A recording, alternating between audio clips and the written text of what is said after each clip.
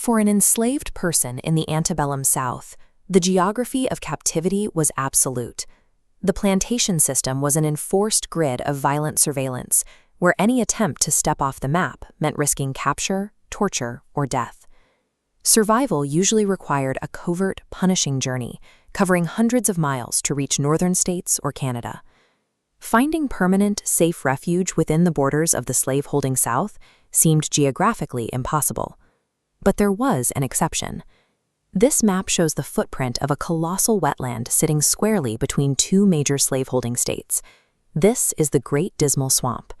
Covering roughly 2,000 square miles, it is a landscape of sucking peat bogs, dense thorny greenbrier vines, venomous water moccasins, and black bears. To white colonizers and plantation owners, this terrain was a terrifying wasteland. It was too dense for horses, too thick for boats, and too hazardous to bother policing. Because the enslavers refused to enter it, the swamp offered a unique opportunity. Displaced indigenous communities and self-emancipated Africans walked into the mire and used the brutal environment as a permanent, hidden fortress. By the late 1700s, wealthy syndicates, including one spearheaded by George Washington, extracted profit from the swamp's edges by harvesting timber and digging canals. To do this, the syndicates forced enslaved men into the wetlands.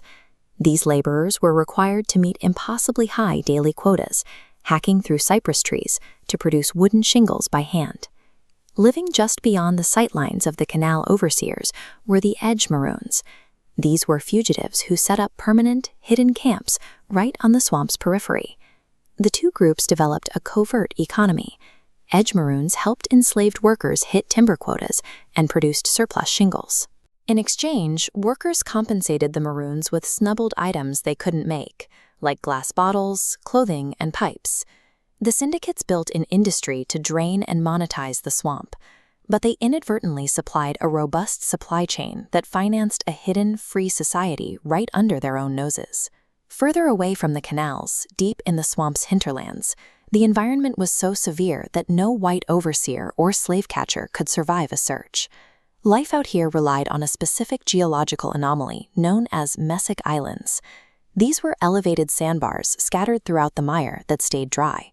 These settlements were highly organized agricultural hubs. Maroons cultivated communal rice fields, they grew vegetables, and raised herds of feral hawks. Because the peat bogs contained no natural stone, making new tools was incredibly difficult.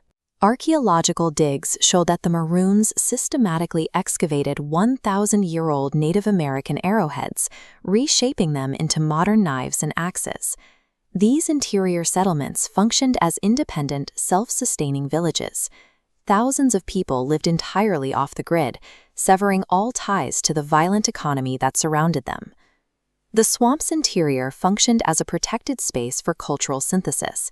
Here, self-emancipated Africans and displaced indigenous peoples merged their traditions without outside interference. They established their own medical and spiritual networks, led by conjure men and women. These practitioners preserved West African healing traditions and provided spiritual leadership for the swamp communities. Where white colonists saw demonic omens in the glowing natural swamp gases, the Maroons interpreted those same lights as the spirits of their ancestors, guiding them safely through the treacherous bogs at night. They organized all their daily labor cooperatively.